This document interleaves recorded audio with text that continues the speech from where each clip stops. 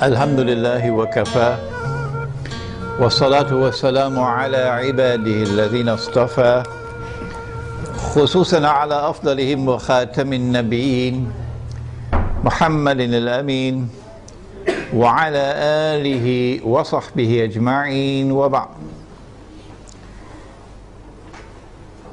We begin with Allah's blessed name. We praise Him and we glorify Him as He ought to be praised and glorified. And we pray for peace and for blessings on all His noble messengers, and in particular on the last of them all, the blessed Prophet Muhammad sallallahu ta'ala alayhi wa sallam. Brother Adam Ibrahim,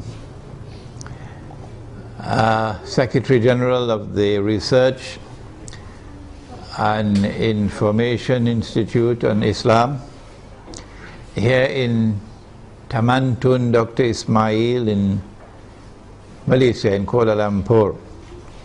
Brothers and sisters in Islam, Assalamu alaikum wa rahmatullahi wa barakatuh. We meet at a very dangerous moment in our history and in the history of the world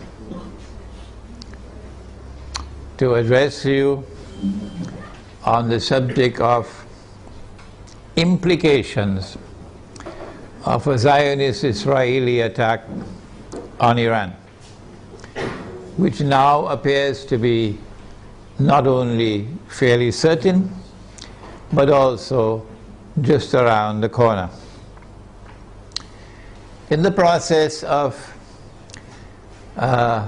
offering an explanation of the implications of such an attack, I would have to take recourse to Islamic eschatology to locate the implications of that attack in the larger framework of Islam's conception of Akhirul Zaman, because I am convinced that it is located precisely in that subject.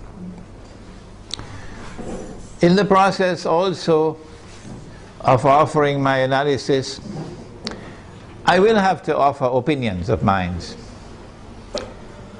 If a politician and a prime minister and a government official and a businessman and a carpenter and a taxi driver can offer opinions, why can't a scholar of Islam do the same thing? What's wrong with that? Provided, of course, that we recognize that only Allah does not make mistakes, number one. And number two, in my instance,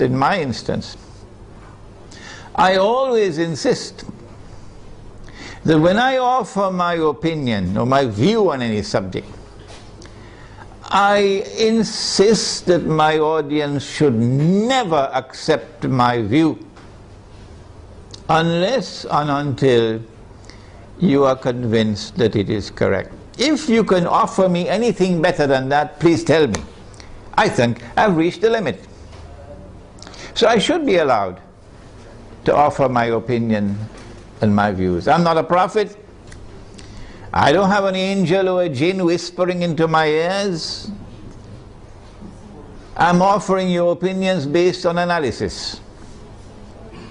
And I have the right to do so. And those who warn people don't listen to Imran, Hosein, should be ashamed of themselves. Having said that, we say that Israel wants to attack Iran because Israel ultimately wants to rule the world. Because the Zionists want to rule the world. because the Judeo-Christian Zionist European Alliance wants to deliver to the state of Israel the status of ruling state in the world. That's why we believe all these wars are taking place.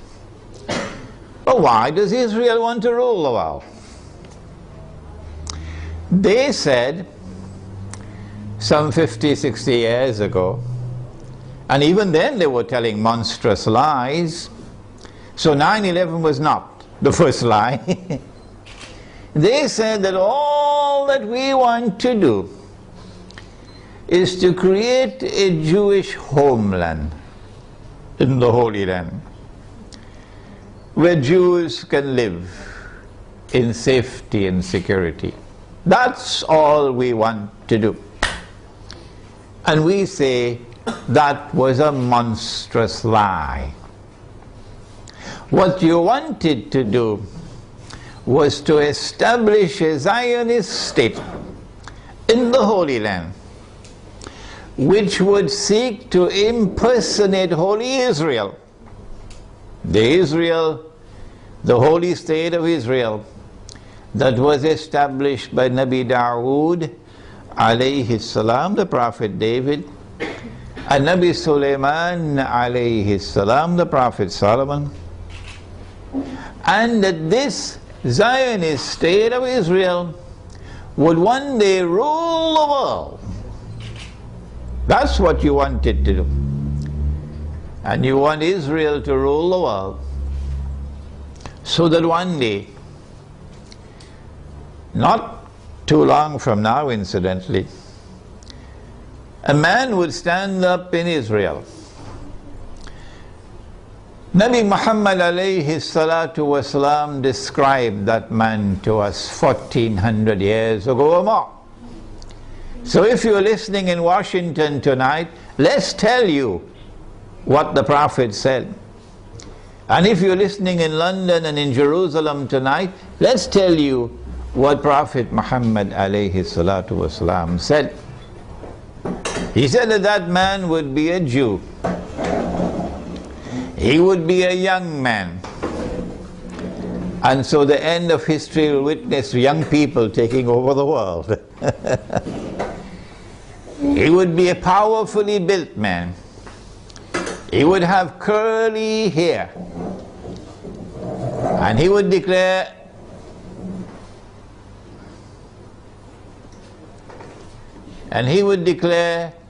I am the Messiah. But that would be a lie. The Messiah is the son of Mary. Sorry, more than that. He was the son of the Virgin Mary.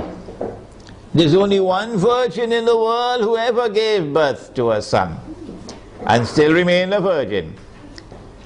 And that was Jesus, Nabi Isa alayhi salam. He is the Messiah. Muslims believe that. And most Christians believe that.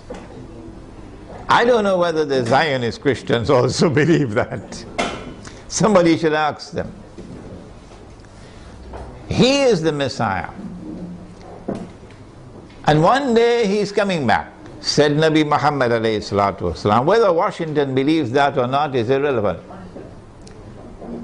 One day he's going to come back, said Nabi Muhammad alayhi salatu wasalam. And when he comes back, he's going to rule the world from Jerusalem. That is in the hadith, because he would be Hakimul Adil, a ruler who will rule on the basis of justice.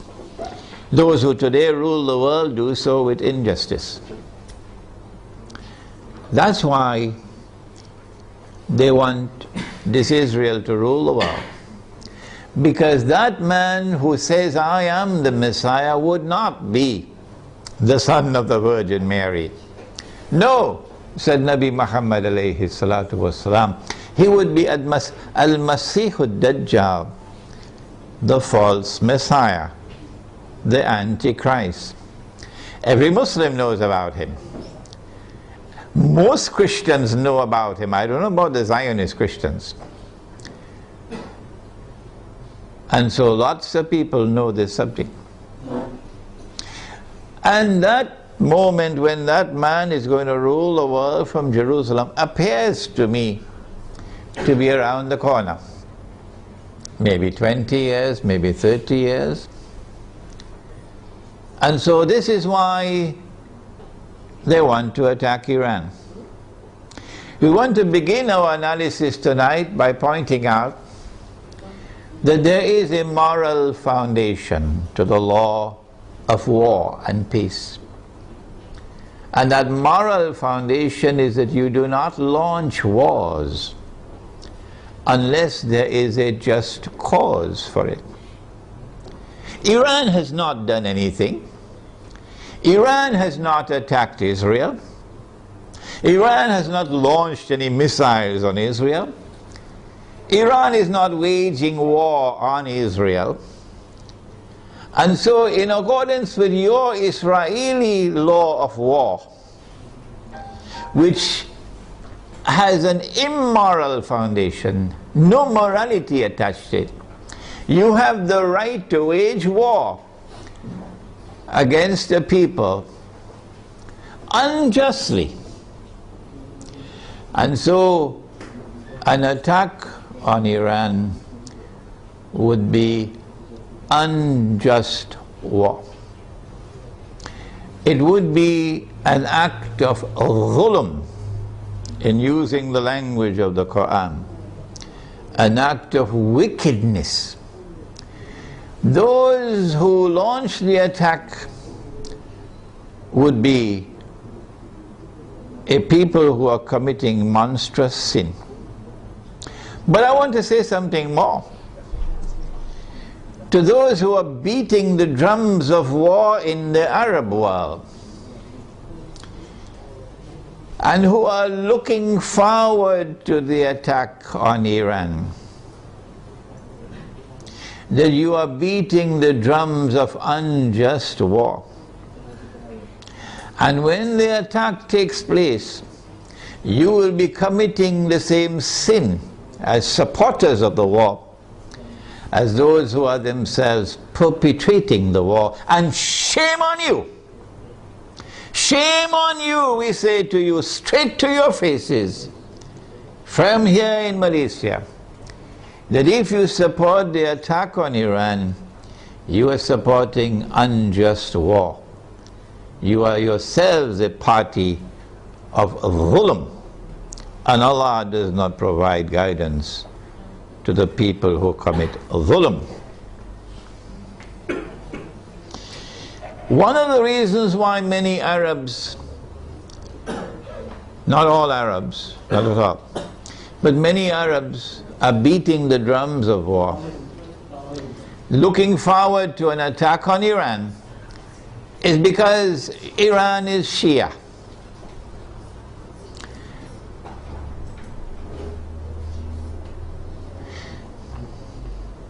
They hold the view that Shia are kuffar, and hence it is permissible to launch war on the kuffar, the disbelievers.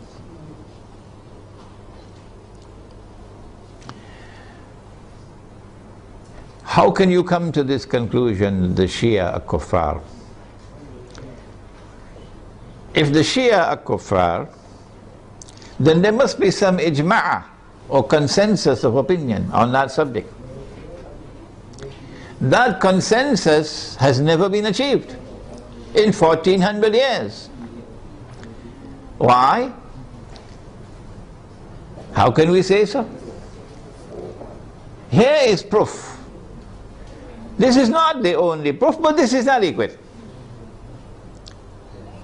The no regime in control of the Hijaz, in control of the Hajj, in our history that we know of, has ever prevented the Shia from performing the Hajj. As a consequence, we say, it is too late in the day now for you to come with any manufactured arguments declaring the Shia to be kuffar. Yes, we agree that it is an act of profound misguidance to declare that Abu Bakr as-Siddiq radiallahu ta'ala anhu was a usurper,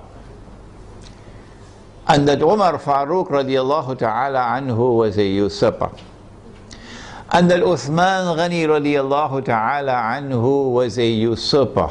Three of the foremost companions of the Prophet alayhi salatu wasalam. It's a massive vote of no confidence in the Prophet himself alayhi salatu wasalam. And we say of those who insist that these three companions of the Prophet alayhi salatu wasalam were usurpers, we say you are profoundly misguided. But we never say that you are not Muslims. You still are our Muslim brothers. And so the argument that the Shia are kuffar and hence it is permissible to launch war on them is invalid. But secondly, does the religion of Islam say it is permissible to wage war on kuffar? Where did you learn your Islam from? Mars or Venus or Jupiter? Huh? This is the religion of Islam. Truth is from your Lord. فَمَنْ شَاءَ فَلْيُؤْمِنْ وَمَنْ شَاءَ فَلْيَكْفُرْ. Whosoever wishes is free to accept, and whosoever wishes is free to reject kufr. لَا إِكْرَاهَ فِي الدِّينِ, says the Quran. There is no compulsion in matters of religion. And so you are not permitted in Islam to wage war against any people because they are kuffar. No. There is a version of Islam today which has emerged in the world, which seems to have originated in Saudi Arabia with Sheikh Muhammad Abdul Wahhab. It used to be called Wahhabi, it's now called Salafi, and I have students of mine who are Salafi, and they are my students, which can best be described as a Protestant version of Islam. Protestantism in the modern world is a conception of religion which reduces religion to texts, and which interprets texts literally.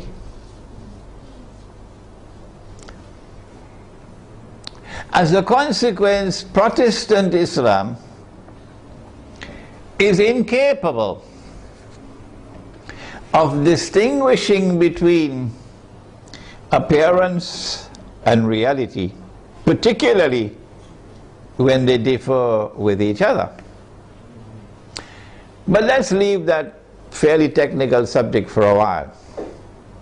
It is Protestant Islam today which is beating the drums against the Shia. Muslims who are Sunni and Muslims who are Shia have lived together for 1400 years, peacefully, amicably, without any boxing gloves, fighting with each other, without any bloodletting. And it is strange that at a time when the Zionists are about to move to their final stage of the mission, there should come this strange drum beating from that version of Islam, with great hostility to the Shia, and paving the way for promoting war against the Shia. They call it a jihad against the Shia. They would like to force the Shia to abandon their Shia beliefs and to become Sunni. Do you do it by warfare? Actually, although they themselves may not understand it, the drum beating against the Shia and the attack which is about to be launched on Iran is located in a larger framework in which those who are waging war on Islam are seeking to do something that will function as a catalyst for creating Sunni-Shia civil war in the world of Islam. Sunni-Shia civil war would be something that would be massively beneficial for Israel. Number one,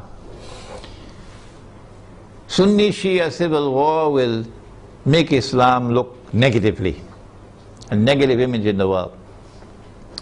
At a moment when Islam is center stage in the attention of the whole world.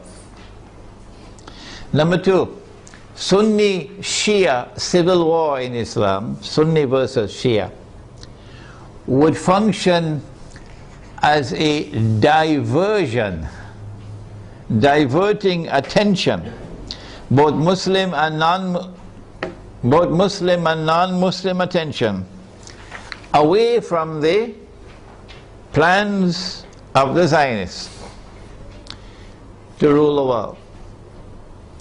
Thirdly, Muslims fighting against themselves will obviously lead to a loss of power. Our power will decrease, and that will be strategically advantageous for Israel. But most important of all, if an attack on Iran provokes Sunnis to be so foolish as to turn in hatred against the Shia, and provokes Shia to be equally foolish to turn in hatred against the Sunni, then that Sunni-Shia civil war, and I hope none in our audience here tonight is so stupid, it will allow that Sunni-Shia civil war to destabilize very important parts of the world of Islam, where there are significant Shia communities living amongst the Sunnis. Before we turn to identifying those areas which can be destabilized and advantageous for Israel, let us conclude this section by asking, how should Sunni Muslims around the world, who I hope would listen to this lecture, how should Sunni Muslims respond to an unjust Israeli and NATO attack on Iran? Number one, Sunni Muslims must follow the guidance of the Quran and the guidance which has come from Nabi Muhammad alayhi salatu wasalam, and not follow CNN and Al Jazeera. And you must support the victim of aggression. وَلَوْ عَلَىٰ أَنفُسِكُمْ. Even if the victim of aggression is not your friend. In this case, he's your Muslim brother. You must support the victim of aggression, and you must condemn the aggressor. That is the first response. Iran will be a victim of aggression, and Israel will be an aggressor. How should Pakistan respond if Israel attacks Iran?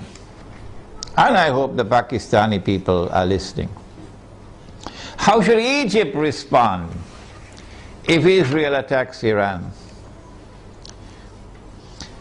Pakistani Muslims and Egyptian Muslims must ensure that they, the people, don't wait on the governments and don't wait on the armed forces. The people must respond by showing massive popular support for Iran as a victim of aggression, and must clearly condemn not only those who wage war on Iran, but also those who support those who are waging war on Iran, with particular reference to the government of Saudi Arabia. Number two, so we have dealt briefly with the Sunni-Shia civil war problem. War on Iran, and my gosh, look how much time has gone. War on Iran obviously is going to impact on the world economy. Number one, on the price of oil. Not only because Iran is a major supplier of oil, but also because Iran is located in that basin that the Iranians call the Persian Gulf and the Arabs call the Arab Gulf, and they're still fighting over the words. This is the oil basin, and the river Euphrates enters into this basin. And Nabi Muhammad alayhi salatu wasalam told us 1400 years ago that the river Euphrates will uncover a mountain of gold. I suggest that you don't wait for the metal. I want to suggest to you that this is not a text to be understood literally. Protestant Islam is going to wait for a mountain of the metal. Let them wait. And we're not speaking disrespectfully of Protestant Islam. No, we're not speaking disrespectfully of the Salafis. Let me repeat it. I am not speaking disrespectfully of the Salafis, and I'm not speaking disrespectfully of their methodology of a literal interpretation of the text. All I'm saying is let them wait for the mountain of the metal. We interpret the text differently. And we say that mountain of gold is already here. And it's black gold. And it's oil. And the Prophet prophesied that they're going to fight over it. And in the end, 99 out of every 100 are going to be killed. Conventional wars don't kill 99 out of every 100. Conventional wars do not kill 99% of all combatants. This has to be nuclear war to kill 99% of all combatants. Okay? So the Persian Gulf or the Arab Gulf is waiting for nuclear attacks. The price of oil is going to shoot up because Iran can also block the Straits of Hormuz. Yes, in our Iranian territory on this side and Oman on that side.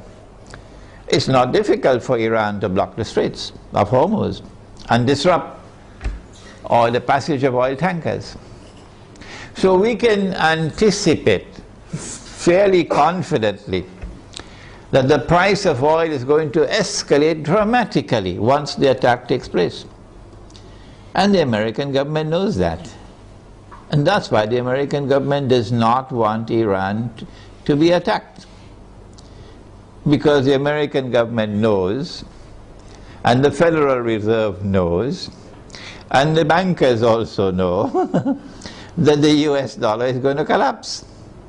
It will not survive an Israeli attack on Iran with the price of oil shooting up through the roof. And if the US dollar collapses, of course they're going to have to demonetize the US dollar. It will no longer be legal tender. They have to have something in place. They probably already have something to replace it, but at a fraction of its previous value. The American economy is going to collapse. Large numbers of white Americans are going to lose their wealth. And many of them are going to be listening to this lecture. There's going to be chaos in the United States when the economy collapses. There can be riots in the United States, and they're already anticipating that. And so an attack on Iran would lead to economic, financial, and monetary consequences that will be disastrous for the US economy. Israel wants to become the new ruling state in the world. And for that you have to go to my book. Would someone kindly give me a copy of Jerusalem in the Quran? You have to go to my book, Jerusalem in the Quran, for the Islamic eschatology. The Dajjal, when he's released on earth, will live for 40 days. The Prophet said, one day like a year, one day like a month, one day like a week, and all the rest of his days like your days. We said a day like a year, and Britain became the ruling state in the world. And the world experienced what they call Pax Britannica. It wasn't Pax at all, it was only war. And then came a day like a month over here, and the United States of America replaced Britain as the next ruling state in the world. And Pax Britannica was replaced with Pax Americana. And the British sterling pound was replaced by the US dollar. And we said, this is our opinion, that a day like a year came to an end and was replaced by a day like a month. This is the first time in our history that this hadith was interpreted this way. And now we are saying that a day like a month is coming to an end and a day like a week is commencing. And so there has to be a passage from the United States to a third ruling state. And 10 years ago when this book was published, we said the third ruling state is Israel. Israel wants to become the third ruling state. For Israel to become the third ruling state, the United States has to collapse. And so this is going to be the collapse of the economy. Not just the US economy, but more than that. With the dramatic rise in the price of oil, you're going to have a significant rise in the cost of living around the world. Transportation costs are going to escalate. Food prices are going to escalate. Energy prices will rise. And this is also going to affect the prices of manufactured goods. The poor of the world will sink as soon as Israel attacks Iran into greater poverty and in some cases destitution. In Yemen now, they can't afford to buy the cooking gas with which to cook. The middle class around the world will sink into poverty. And when there are so many poor, the majority of mankind in poverty, it's going to be easier. It is going to be easier to rule the world. With people who are too poor to organize themselves, to resist oppression and resist slavery. How should we respond to this impending economic collapse, financial and monetary collapse? How should we respond to the imminent rise of the cost of living around the world? How should we respond? My opinion, and I'd love to hear your opinion before we end tonight. My opinion is to go to that hadith of the Prophet sallallahu ta'ala alayhi wa sallam. He said about Akhirul Zaman, he said, if you have land, hold on to your land. You're familiar with that, aren't you? And he said, if you have animals, hold on to your animals. And then a man asks, O Messenger of Allah, what about if we have neither land nor animals? He said, sharpen your sword. Of course, CNN is going to call him a terrorist now. He said, sharpen your sword, because you're going to be dealing with chaos and anarchy and riots as people seek to survive by fighting each other for food. Where can we get land and animals to sustain ourselves in this impending collapse? The answer is certainly not in the cities. If you believe that you can survive in the cities and get land and animals in the cities, you should buy a one-way ticket to the moon. And so Egypt, I'm talking to you tonight. In Pakistan, I'm talking to you tonight. Listen to me and get out of the cities. 20 million people in a city, 15 million people in a city, who's going to feed them? Where are you going to get your food from? What's going to be the price of that food? Get out of the cities while still there is time. Go to the countryside. Go to where rain falls. Go to where there is water. And produce your own food. Dairy crops, food crops, dairy farming, milk and meat, so that you can survive the storm that is coming. Ensure there is water supply. Do not depend on oil for energy. Use natural energy. A bicycle is natural energy. Wind, solar energy, water energy. Number 2, live in small communities, because small communities can more easily sustain themselves without having to be dependent on supplies of food from outside the communities.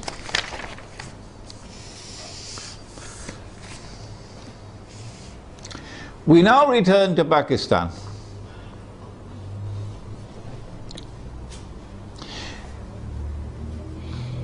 An attack on Iran can be launched simultaneously with an attack on Pakistan.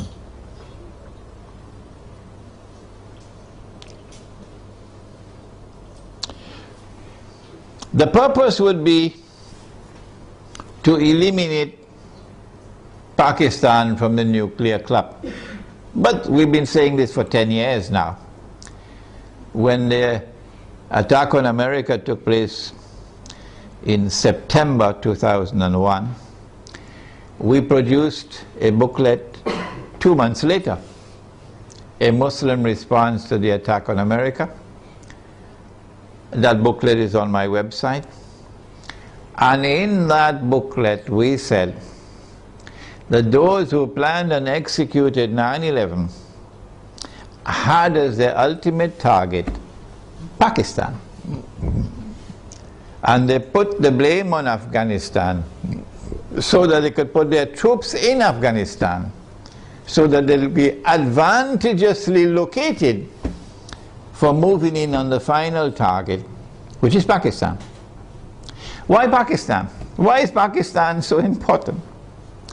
The answer is Pakistan is a member of the nuclear club. It is the only Muslim country which possesses nuclear weapons. And according to the Bible of the Zionists, no Muslim country must be able to defend itself. The Zionist Bible says that no Muslim country must have nuclear weapons. But the Zionist Bible says Israel can have as many nuclear weapons as it wants. And Israel should be able to also use its nuclear weapons according to their moral law. And because Pakistan has nuclear weapons, Pakistan has to be denuclearized. Their strategy for denuclearizing Pakistan appeared to me 10 years ago to be to try to so destabilize Pakistan that there may be civil war in Pakistan. and then use that civil war as an excuse that we have to save the world from a nuclear holocaust. We have to save the world from nuclear weapons landing in the hands of terrorists. And so we have a mission. For the sake of mankind, we have to attack and invade Pakistan and destroy the nuclear plants in Pakistan and destroy the nuclear weapons in Pakistan, and also break up Pakistan into bits and pieces so it can never rise again. When that happens, of course, we must have a Zionist friend to take over and control all the pieces. And it is time for Muslims around the world to recognize, including Muslims in Iran, that Israel's most strategic partner, most strategic ally in the world today, after the United States, is India, with Saudi Arabia neck and neck behind India.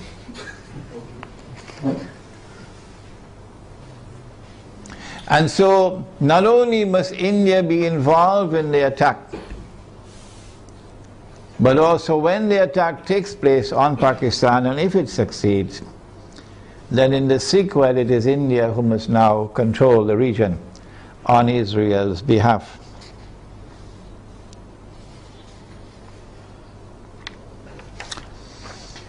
An attack on Pakistan, a successful attack on Pakistan, and the denuclearization of Pakistan and the breakup of Pakistan into bits and pieces will impact upon Muslims in the whole of that subcontinent in such a way as to bring about a state of demoralization and despair,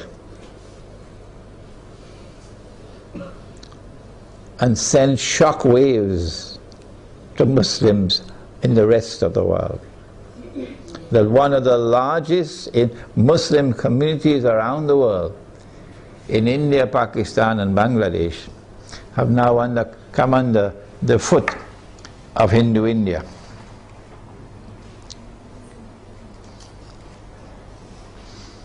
So India will rule the entire South Asia with NATO in control in Afghanistan. What should Pakistan do at a time like this? This late hour. Perhaps it's already too late for Pakistan to do anything, because those who have controlled Pakistan politically and those who have been in control of the Pakistan armed forces have distinguished themselves with their stupidity. And I have to use a harsh language. I'm so sorry to use this harsh language against them. Their awesome and monstrous stupidity these last 10 years since 9/11 in supporting war on terror, which is a euphemism for war on Islam, supporting NATO in the attack on Afghanistan, your innocent Muslim brothers in Afghanistan, and you supporting NATO, killing innocent people. But more than that, handing over the territory of Pakistan to the Zionists. Have you no shame? This is what you did for 10 years. That all the NATO supplies going to Afghanistan went to the territory of Pakistan, and it took you 10 years to stop it. Only when NATO killed 23 Pakistani soldiers, they didn't do by accident. They launched that attack on the Pakistani post while they were sleeping to send a message to you that that's it, the friendship is over, we're coming to attack you now. So only when that happened, now you're going to stop them from transiting the territory of Pakistan with supplies for the NATO troops in Afghanistan? How could you be so stupid to hand over 3 military bases in Pakistan to the United States? so that drones could go and from above, pilotless drones, and killing our people innocently. And now, when the knife is about to cut your throat, only now you're waking up. When the attack on Pakistan takes place, I think they already know what's going to happen. So all of these Pakistani Zionists, I call them Zionists, probably already have their suitcases packed. Like they did it in Saigon. And they'll all be flying to Miami and to Los Angeles and to New York to spend the rest of their miserable lives. These traitors. But I'm not talking about them tonight. I'm talking about the Pakistani people, as poor as they may be. In their poverty, they still love Islam. And they hate the government of the United States, which has been committing aggression and oppression with deception after deception. Feelings in Pakistan have reached fever pitch. They know in Pakistan the attack is coming. My advice tonight to them, if it is not too late, I don't know, what can you do?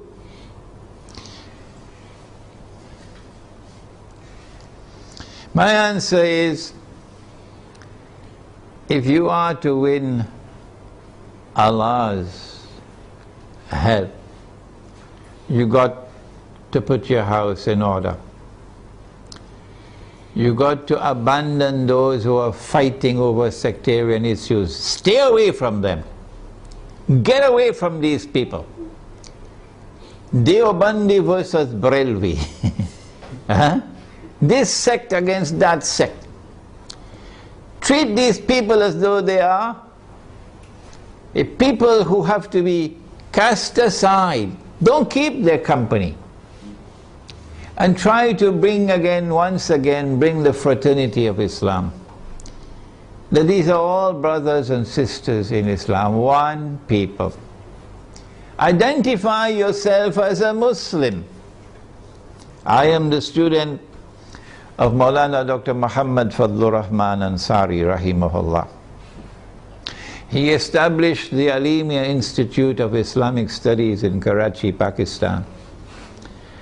And that's where I studied under him. And because of what he taught me, and the methodology of study that he gave to me, I'm able to do the work that I'm doing now. So you might want to go to his grave in North Nazimabad in Pakistan, Block B. Go to his grave and offer dua. This is halal, this is permissible. To offer dua that Allah might forgive him his sins, and grant him nur in his grave, and grant him Jannah. Ameen. Maulana Fadlur Rahman Ansari rahimahullah never joined in the sectarian warfare in Pakistan. Never. And he established the Alimia Institute as a non-sectarian institute. He was not Deobandi and the institute was not Deobandi. He was not Barelvi and the institute was not Barelvi. Let me repeat that to those who are now controlling the institute, where I studied and where I was once the principal. He established an institute which was neither Deobandi, nor Barelvi, nor Ahli Hadith, nor Wahhabi. It was Muslim.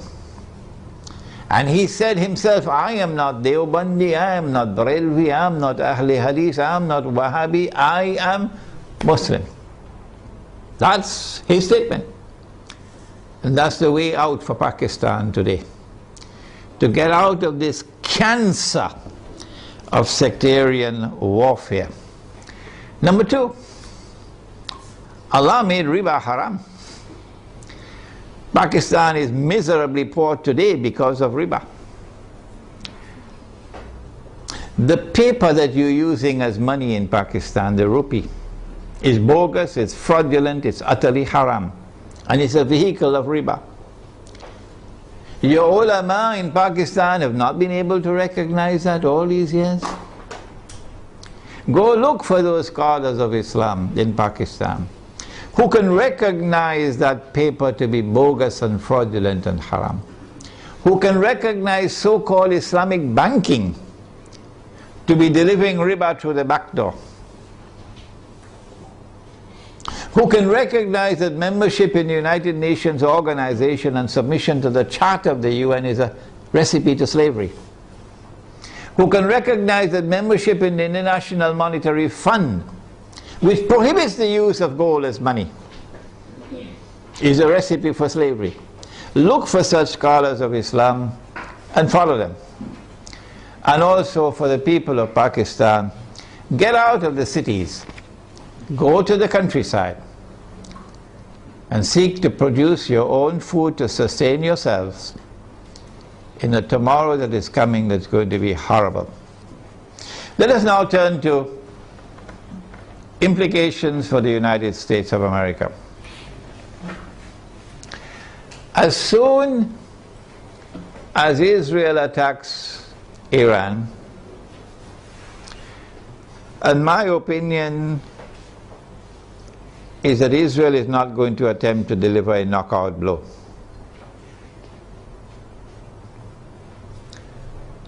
Israel will attack Iran in order to commence wars that she hopes will follow one after the other. As soon as Israel attacks Iran, the first implication is that Iran is going to attack Iraq. And Iran is strategically poised, advantageously poised, to attack the United States in Iraq. As soon as Iran is attacked, Shias around the world are going to respond with solidarity with Iran. And that includes the majority population of Iraq, which is Shia. What about the Sunni in Iraq? The Sunnis are waging a war against the United States. They want to get the United States out of Iraq. And if Iran attacks Iraq, the Sunnis are going to also intensify their attacks on the United States.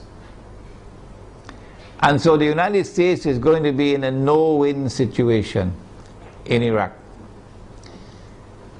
You'll be facing enemies fighting you on all sides with no friends around you, none. I don't think, and I hope and pray, I don't think that NATO will succeed in getting the Turkish government to act so stupidly to attack Iran. I don't think it's going to happen. No. And let us pray that the Turkish government is not ruled by fools.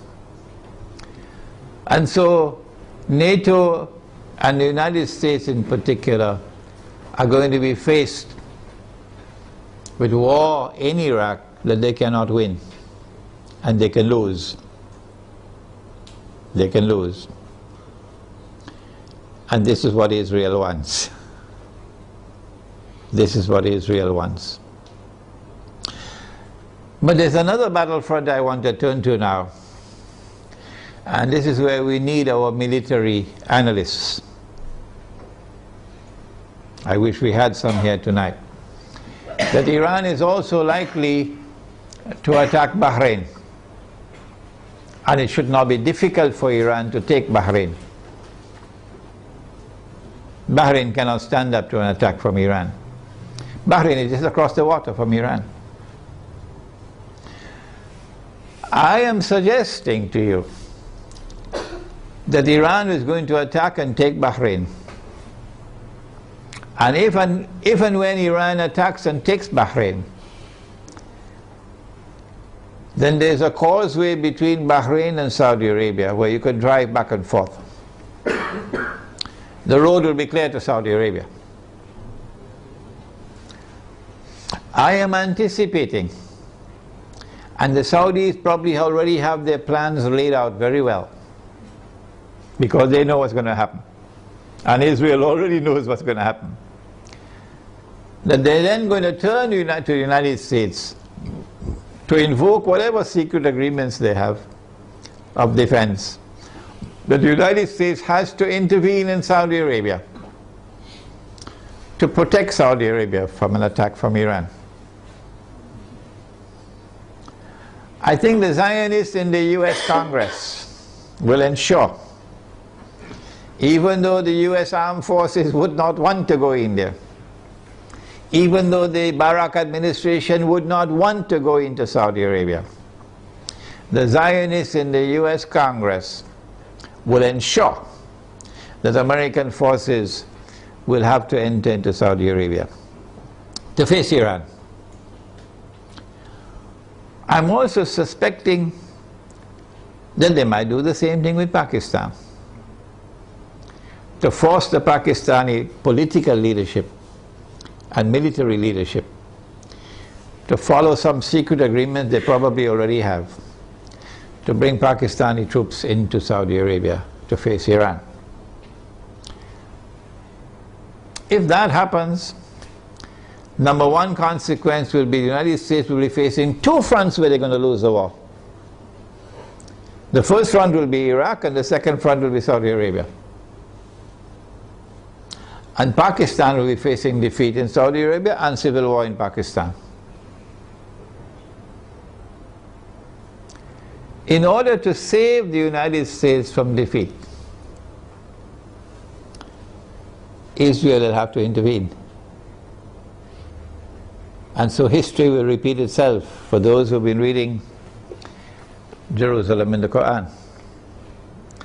In order for the passage from Pax Britannica to Pax Americana to take place, you remember?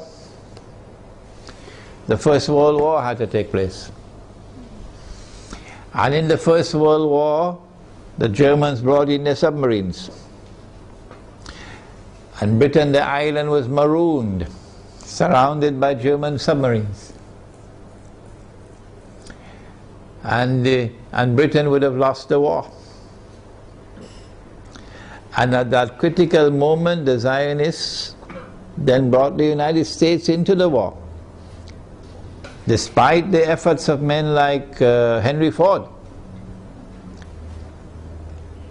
And when the United States entered into the war, then Britain was saved from defeat.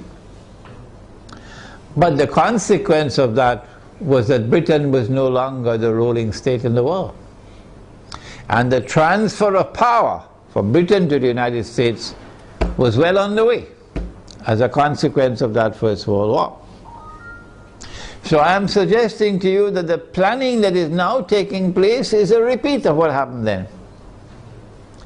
That they're setting a trap for the United States, so that the United States is going to be led to a situation where it's going to be facing defeat in Iraq and in Saudi Arabia. These are my opinions, you don't have to accept them. And only one power in that region could intervene to save the United States from defeat, and that is Israel. And that would be the bell being rung. That this is the passage of power now from Pax Americana to Pax Judaica.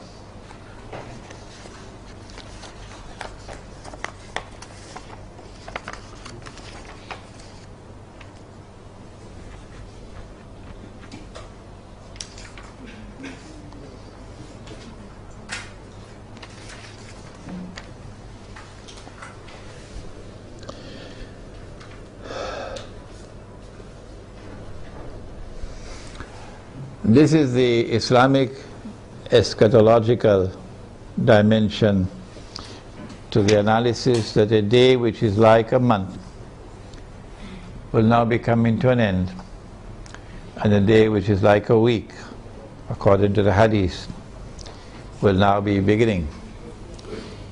The Protestant version of Islam, which is the Salafi version, insists that somewhere on earth, we just have to search, maybe somewhere behind Greenland, you're going to find a place on earth where a day will be like a year.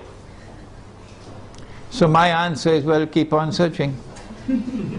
Keep on searching. And I'm not speaking scornfully, that's not my way. I am not speaking in any derogative way, disrespectful way, that is not my style. No. I have the right to say, however, this is your methodology, so keep on searching. We have interpreted the text differently, this is our interpretation. And we have insisted time and again that no one should accept our interpretation unless and until you are convinced that it is correct. We said a day like a year is a different dimension of space and time than the one in which we live. So to a day like a month, and so to a day like a week. But Dajjal is here on earth, but you can't see him. Only when a day which is like a week comes to an end, after Israel has ruled the world for a day which is like a week, only then would Dajjal appear in our world as a human being, as a young man, powerfully built, curly hair and so on, to rule the world from Jerusalem. And so our Islamic eschatological analysis is that the United States is being led with a controlled demolition of the US dollar, not happening by accident. A controlled demolition of the US economy is not happening by accident.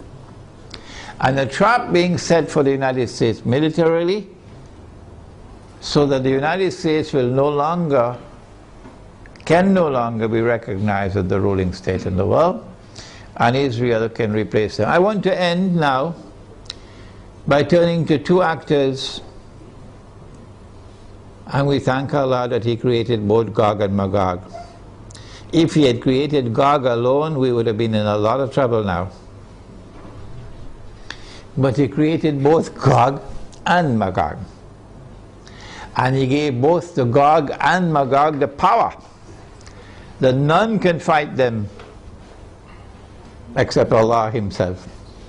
So if Gog and Magog turn against each other, they'll destroy each other, wouldn't they? If you do not understand the subject, I have a book at the back entitled An Islamic View of Gog and Magog in the Modern World. And again, as usual, the Salafis are rejecting that book. Imran Hosein is misguided. I think that for Russia and for China, an Israeli attack on Iran, particularly if it involves the use of nuclear weapons, would be recognized as a threshold being crossed. That so long as you did not cross that threshold, Russia and China were prepared to go along and continue. In the Security Council of the United Nations, for example, cooperating and collaborating where possible in managing the affairs of the world. But once you cross that threshold, the implication for Russia and China is that you have crossed the point of no return. And that an attack on Iran is now going to inevitably lead to world war.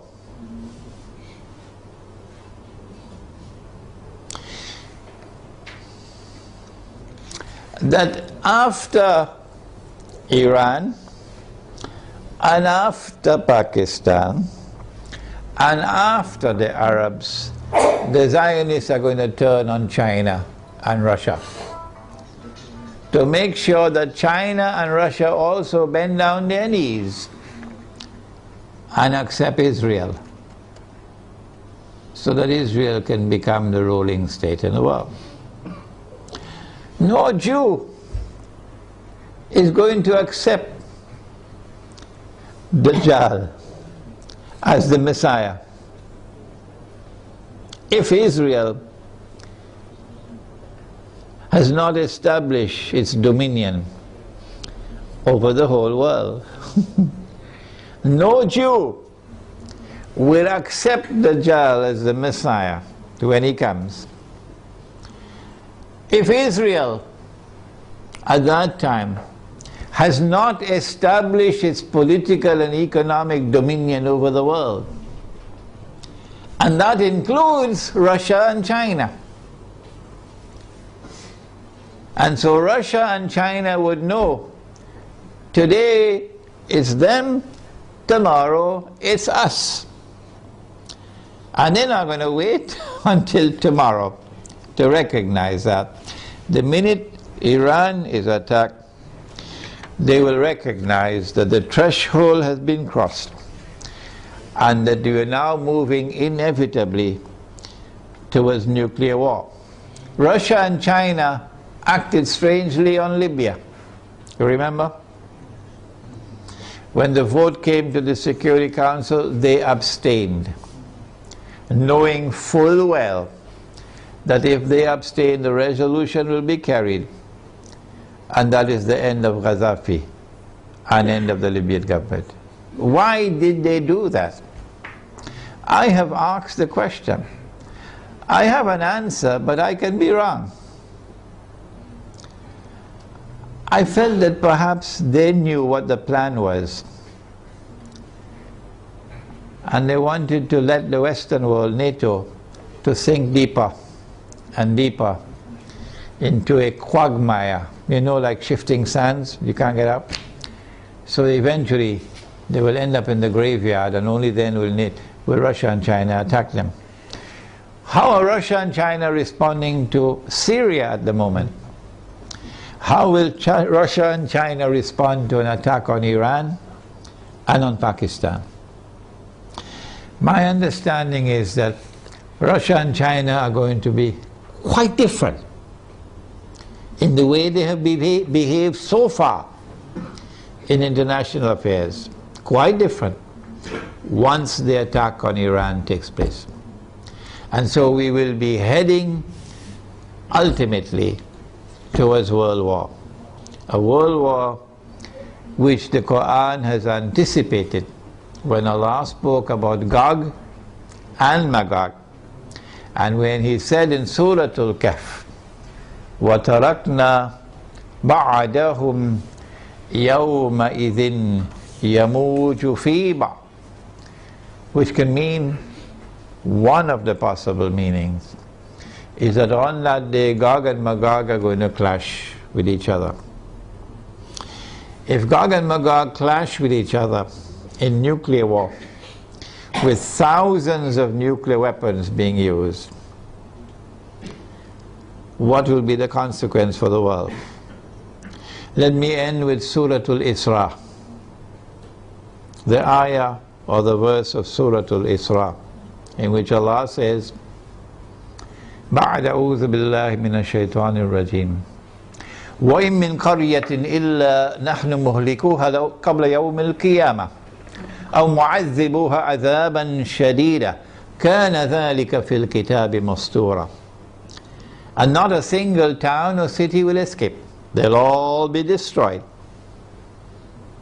And those which escape destruction will be punished with terrible punishment. And all of this is inscribed in the book. This brings an end to our preliminary analysis of the implications of an Israeli attack on Iran. We have certainly not exhausted the subject, and it is likely that we'll have to come back to the subject in a second and a third lecture. But I do believe that we have done sufficiently tonight to provoke you now to think on the subject. And I'll be very happy to hear your views and your responses. ربنا تقبل منا إنك أنت السميع العليم وتب علينا يا مولانا إنك أنت التواب الرحيم برحمتك يا أرحم الراحمين آمين.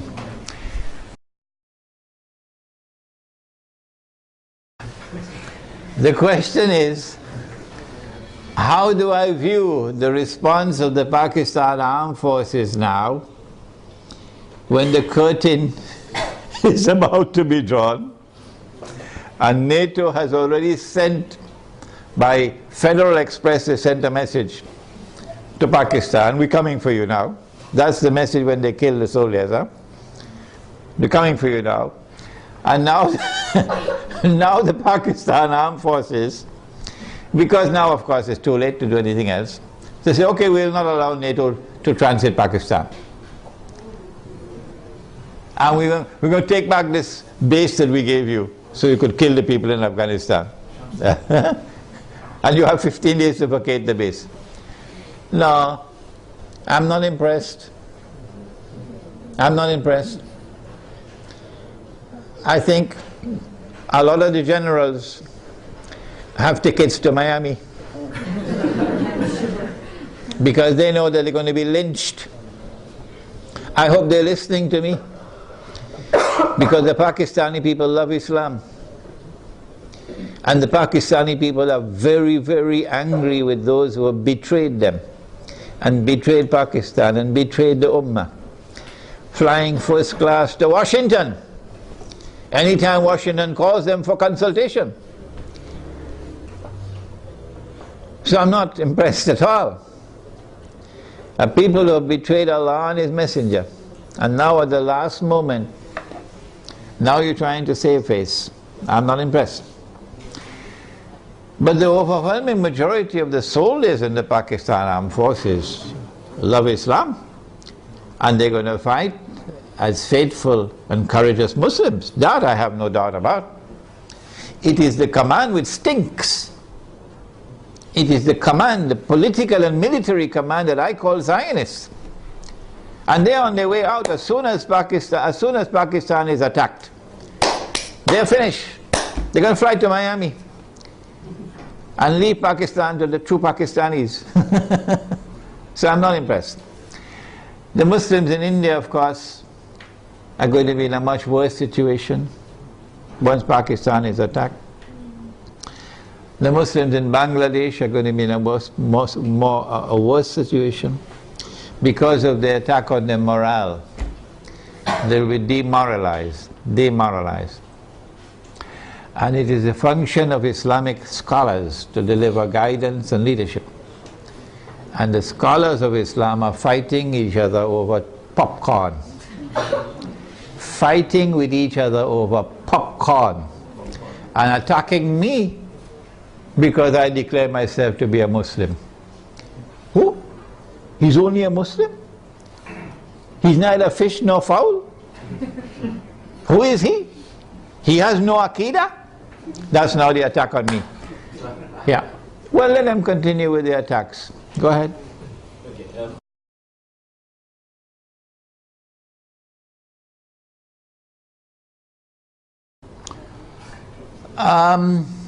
The question is whether the world is going to come to an end, Armageddon, the war of all wars, which will destroy most of humanity. Is it going to take place next year, 2012?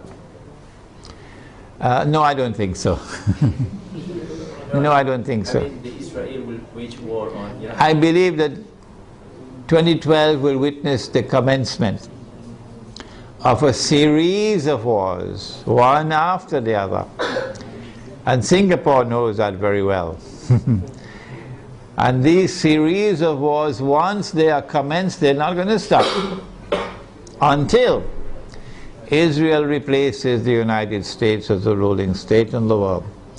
I do not anticipate the clash of Gog and Magog, meaning the Russian-led alliance against the American-led alliance, which will destroy every town and city. I do not expect that clash to take place immediately. Maybe another 20 years or so, but I can be wrong. Any more questions? I am not certain that when Israel attacks Iran, that they're going to use nuclear weapons. I expect the use of limited nuclear weapons on certain specific sites in order to destroy nuclear plants, underground nuclear plants and so on. But I hardly think that Israel is going to use tactical nuclear weapons in populated areas. The public opinion around the world, the backlash of public opinion would be too great. The hadith he has asked about, that Dajjal will be followed by 70,000 Jews from Isfahan wearing their Persian shawls. And he says that there are now about 30,000 Jews in Iran. Part of the strategy adopted by Gog and Magog has been to accept a religion. The Khaza, for example, accepted Judaism. And so the world witnessed for the first time the unique phenomenon of something called a European Jew. Prior to this, the only Jews that there were in the world were Semitic Jews, Semites. The Europeans are not Semites. But when the Khaza accepted Judaism, this is a historical fact, they accepted Judaism, the European Jews came into being. And the Quran accepts as a Jew whoever claims to be a Jew. You may not be an Israelite, but if you declare yourself to be a Jew, then we accept you as a Jew. And so when the Prophet said, alayhi salatu wasalam, that you're going to fight the Jews, and you're going to defeat them, and at that time the stones and the trees will speak, and they will say, there's a Muslim, there's a Jew hiding behind me, come and kill him. It's not referring to any Israelite Jew alone, referring to all Jews, European Jews as well as Israelite Jews. 40,000 Jews from Isfahan, therefore, could be Jews both Israelite or non-Israelite. Sometimes, 70,000, sorry. Sometimes when the hadith uses a figure, it uses it figuratively, can't get the pronunciation, as a figure of speech. For example, a man asked the Prophet ﷺ, which was the first masjid which was built. He said the Kaaba. And then he asked which was the second masjid which was built. He said Masjid al-Aqsa in Jerusalem. And then he asked how much time elapsed between the two. He said 40 years. 40 years for a few thousand years? 40 years for a few thousand years between this one and that one? How could it be 40 years? So sometimes the hadith will use a number as a figure of speech. It does not therefore have to be understood literally.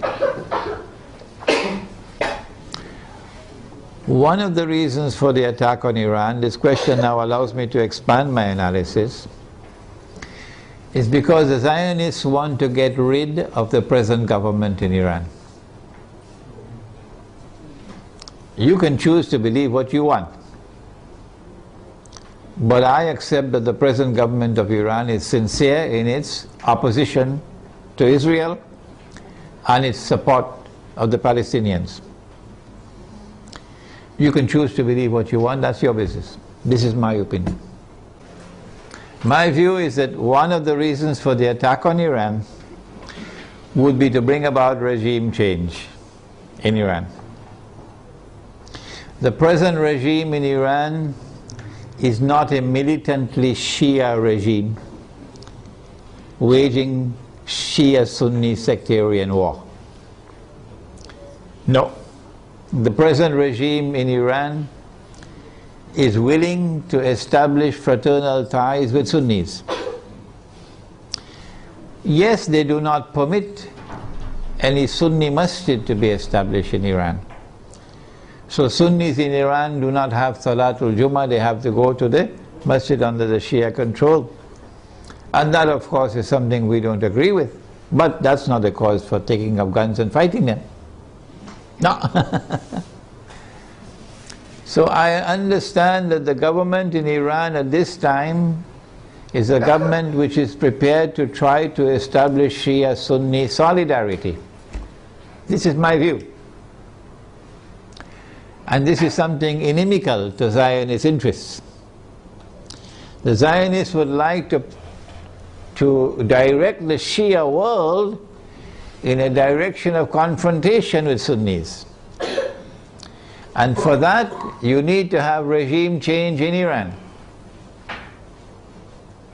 And if they succeed in that regime change by attacking Iran, they will want a new regime to emerge in Iran, which will be militantly sectarian and facilitate the emergence of a civil war between Shia and Sunni. At that time, if this succeeds, then I believe we'll see the fulfillment of this hadith about Dajjal being followed by 70,000 Jews from Isfahan wearing their Persian shawls. Any more questions?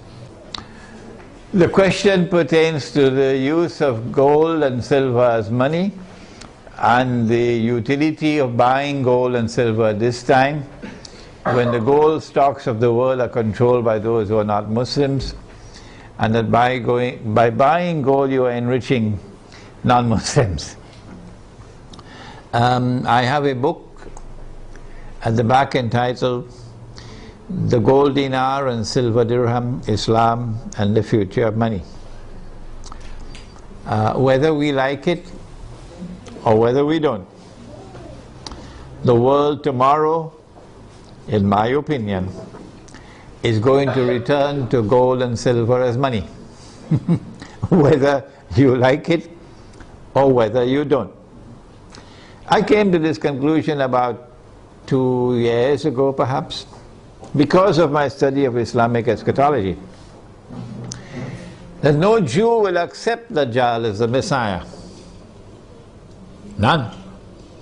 If Israel is using paper money.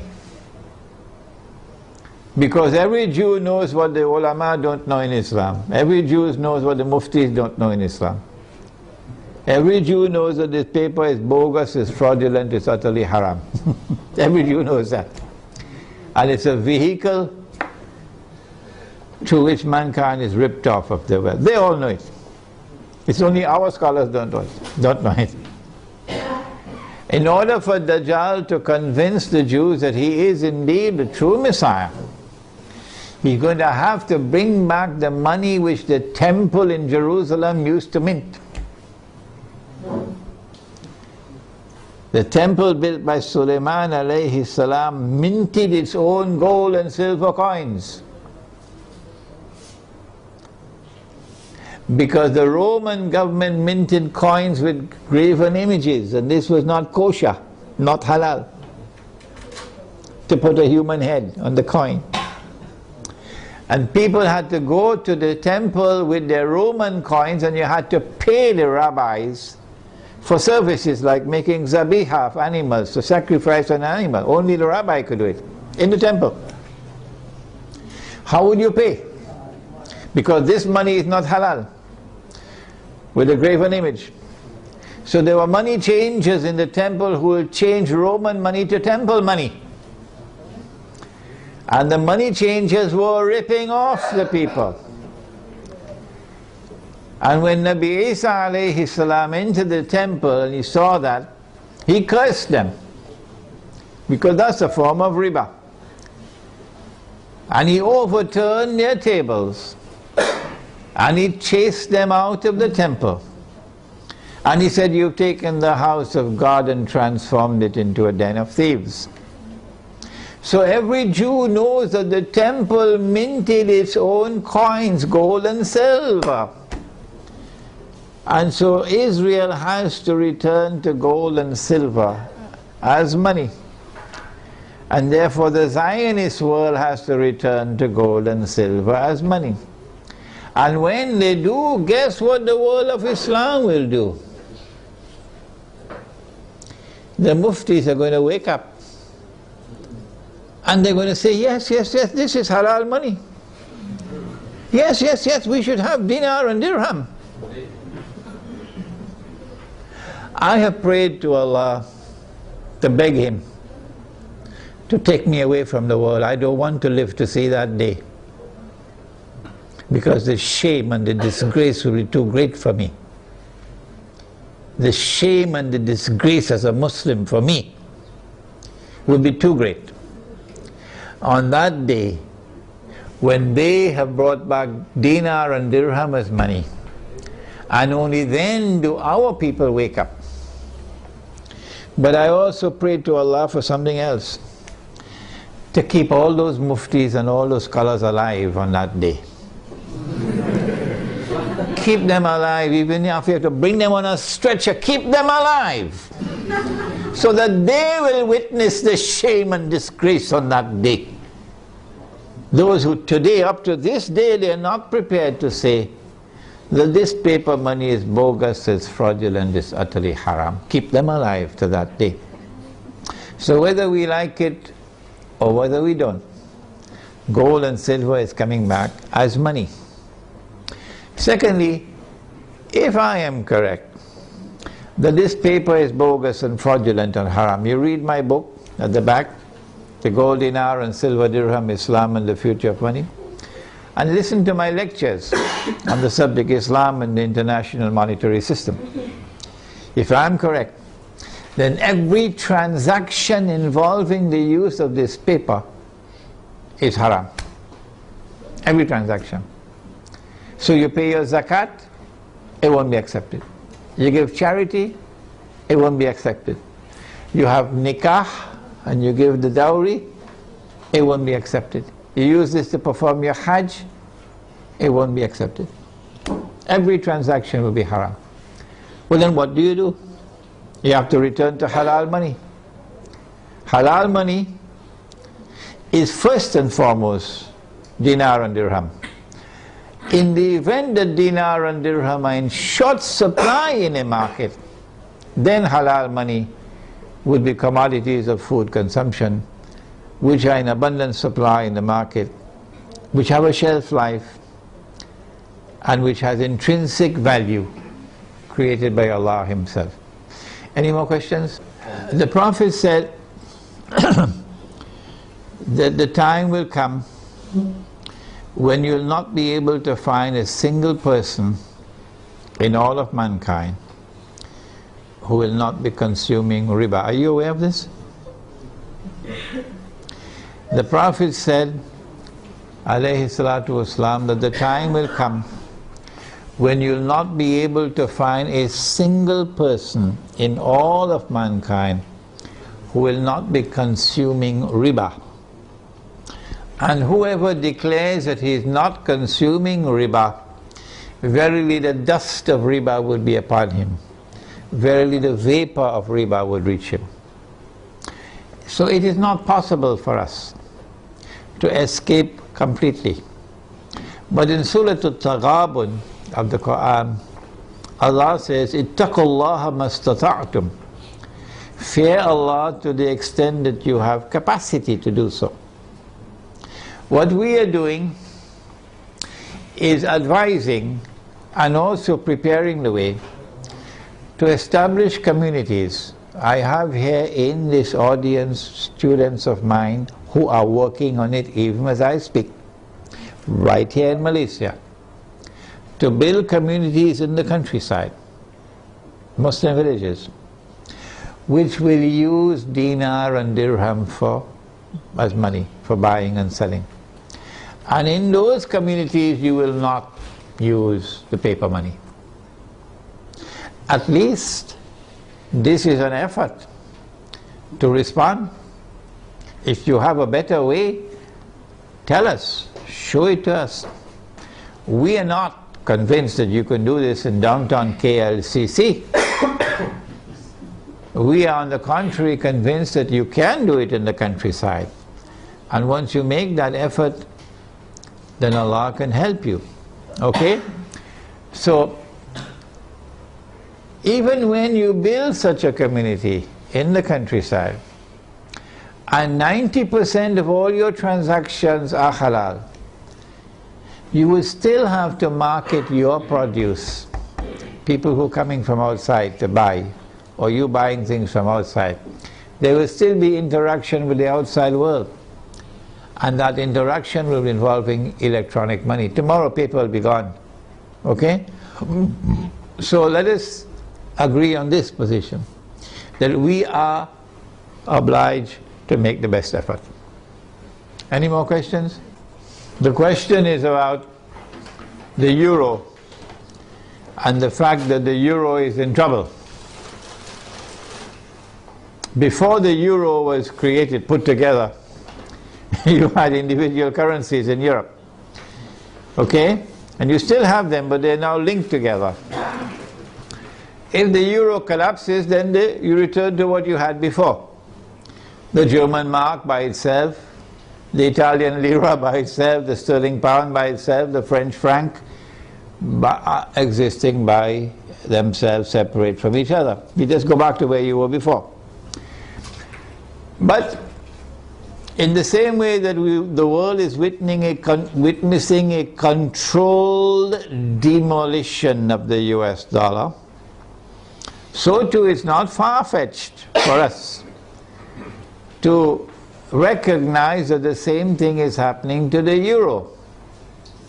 That this is international banking at work, okay, reorganizing the world in such a way that electronic money will replace paper money, and the banking system will take control of the money system in the world.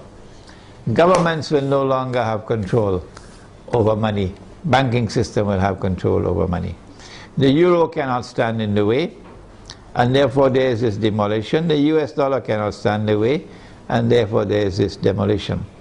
One thing concerning gold that I forgot to mention. Do you know there's a hadith about Akhiru Zaman, or the last age? It is there in my book entitled One Jamaat, One Amir, which is out of print at the moment. But that book is on my website, you could read it. The hadith is there that in the last stage, in Akhiru Zaman, the earth will vomit from its liver columns of gold and silver. So they may have control over the gold stocks of the world today, but Allah can cause more gold to emerge. Any more questions? No more questions? As soon as we have the last question, then we can have some Tariq, okay? Yeah, go ahead. What advice do I have for teenagers?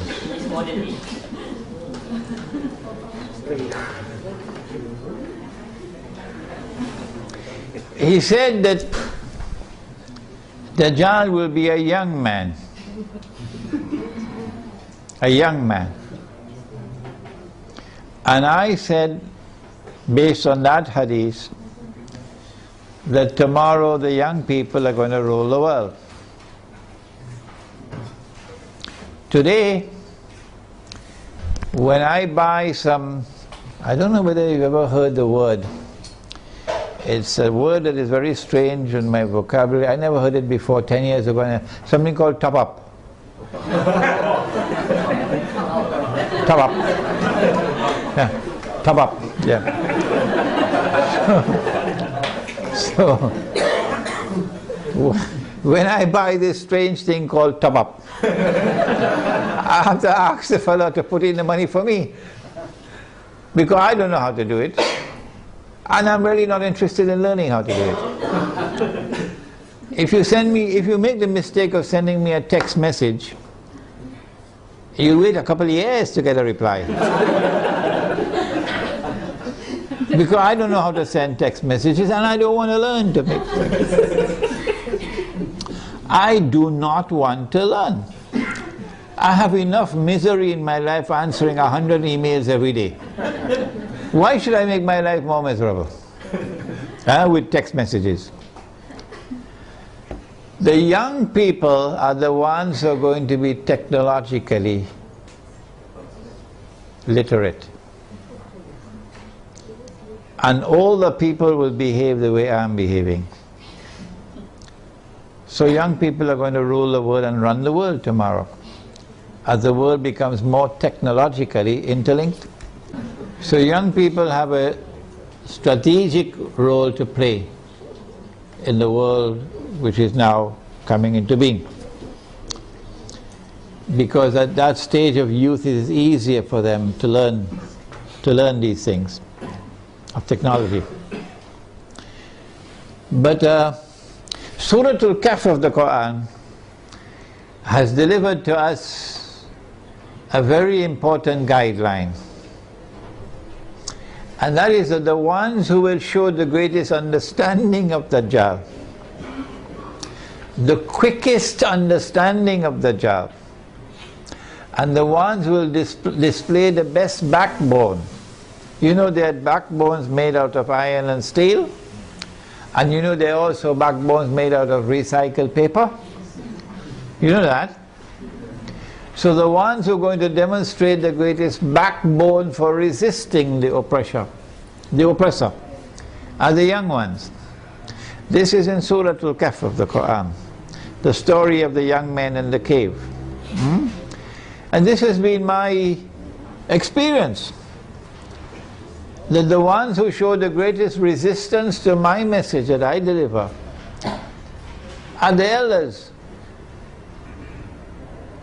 and the ones who are flocking to me and longing to learn from me and insisting they're going to come to Malaysia, they're going to come to KL, whether I like it or not, they're coming to study with me, are the young ones. Some of them 15 years of age, 16, 17 years of age. And they're going to be listening to this lecture. And they show sharpness of understanding, and their parents are opposing them. And so, I believe being young, and if your heart is not corrupted with pornography, which is around the corner,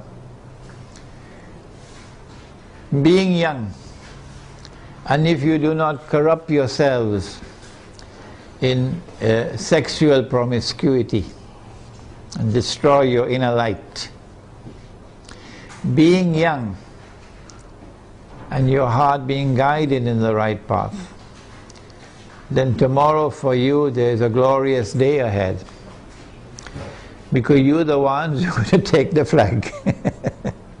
You're the ones who are going to carry the flag of Islam tomorrow. And that's what the story of young men in the cave. Do please read my book, Surah Al-Kahf and the Modern Age. Last question. I can't remember when last I used the word Taliban. No. I refer to the authentic Islamic resistance. The authentic Islamic resistance, resisting oppression in Afghanistan, resisting oppression and occupation in Iraq. What do I think of them? They are the ones who tomorrow are going to lead the army. They are the ones who are going to open the way for the army which is going to march straight to Jerusalem. This is the only armed resistance in the world of Islam with a guarantee of success by the hadith. Guarantee of success. And we must support that armed resistance in Afghanistan and in Iraq in whatever way we can, with our tongue, with our pockets, in whatever way we can. All right, that's enough for tonight. Wednesday night at the Tanaga International University. Tanaga National? No. Tanaga National. At the Tanaga National University in Bangi. in Bangui at the same time, 8 o'clock. And the topic is Islam, the United Nations and the New World Order. And then on Saturday, the last one, at UIE in Gombak, on the coming financial crash. It's a seminar with Dr. Mira and myself taking the whole of the Saturday morning.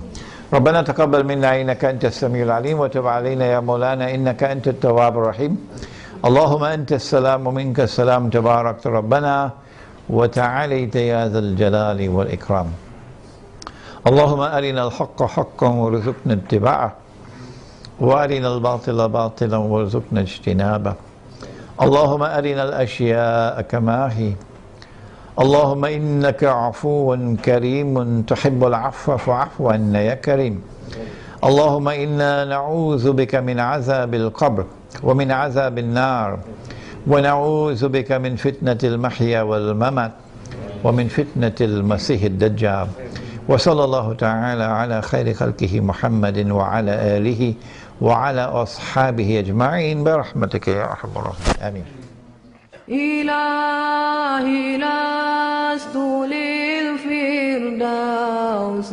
أعلى ولا أقوى على نار الجحيم الله فهب لي توبة واغفر ذنوبي فإنك غافر الذنب